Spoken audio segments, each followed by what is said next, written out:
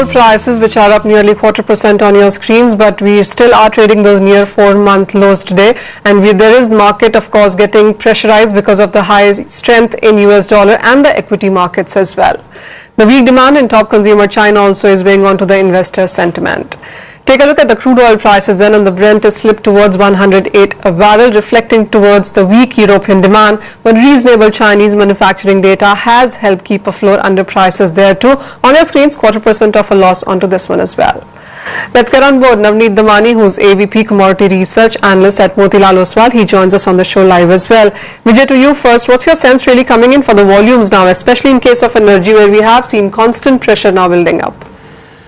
Manisha, what you are seeing is a rally in crude and natural gas, marginal rally without any commensurate rally in volumes. Even where the open interest is concerned, crude oil has seen open interest rise, and this seems to be more from the day traders who are basically trying to play intraday rather than roll over their long positions to the next trading session. Whenever there have been spikes in the price of crude, I've noticed a lot of open interest which is built up during the day. Quite a lot of it, substantial increment, gets shaved off towards the end of the trading session, which means at higher levels, especially when crude oil goes towards the 61.25 to 61.50 band, there is unwinding of longs. So I would need a very sharp and very strong breakout above 61.50 for the possibility of crude going to its next barrier at 6225 levels. I think the closer it gets to 6225, the more you will see signs of exhaustion, fatigue in the uptrend. So I would basically want to seek short selling opportunities at higher level rather than buy crude or natural gas for that matter. Navneet, what's your sense really coming in for the energy space? How would you look at the products and the crude oil itself? Since the last couple of weeks, crude oil has been trading in a very narrow range of about $101 to $104. It's not been able to breach the range on the higher side.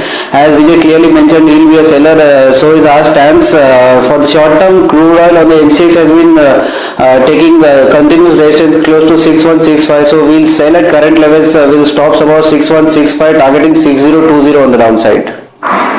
Navneet, how would you look at the precious metal space right now? Because while the no rally or no uptick has been able to hold on, what kind of support levels are you working with?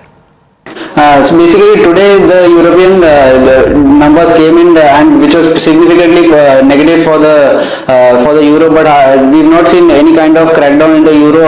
It's holding around close to 1.36 levels. So gold, we expect some kind of positivity developing into gold around these levels. Until it breaches 1240 on the downside, we can expect some upticks in gold toward 1265, 1280 in the coming days. On the MCX, we advise buying gold close to 25,750 with stops below 25,600, targeting 26,000 on the higher side. Vijay, there has been a strong uptick in the silver prices today, nearly 1% up in the international as well as the Indian markets. We're still trading below 40,000 rupees, but how would you look at the range? Manisha, the upthrust is somewhat suspect at this point in time, and the volumes and open interest don't really support the upthrust. It's more of a short covering based short squeeze that is causing prices to spike up. Remember that whenever a short squeeze occurs, the bears are in a hurry to rush to the exit door to squeeze out their shorts and book profits. At this point in time, I'm not convinced that the upthrust will last. As far as levels are concerned, I think anything between 40,450 to 40,600 should be a glass ceiling for a silver to appreciate up to. Let's talk about the base metal space then, Vijay, and we have seen a steady move coming in for most of these metals, flat if nothing much, but it really has been nickel which has seen 1% of decline today. Manisha, nickel, I've always maintained that the rally to 1185 levels was to close a gap which it left on the downside between 14th and 15th of May 2014. I think anything below 1125 and the bulls will be completely on the back foot, they'll be on the ropes and struggling for air.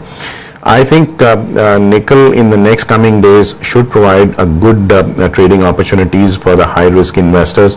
If at all you see the prices appreciate beyond 1165, my guess is I would go short. If at all I see prices sink below the 1125 levels, then too I would go out there and go short, but somewhat in lower exposure levels because much of the downside would have then been cleared. I would seek short selling opportunities on every rally.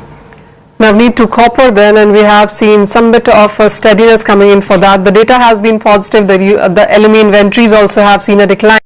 Do you see a major run up here? See, most of it seems to be have already been factored in. From 6600 we are already close to 6900. It's struggling to inch above 6900 for the last about 7-8 sessions. So until it reaches convincingly 6950 on the LME, we're not convinced of the copper prices holding gains. We expect selling pressure to set in on the MCX. A broad range of 408 and 417 is continuously pertaining. We advise selling copper close to 414 with stops above 417 targeting 408 on the downside. All right, so that's the view coming in for the non-agro commodities. With that, let's go for another break. When we come back, we will talk about the monsoons which are expected to set over Kerala in next 48 hours.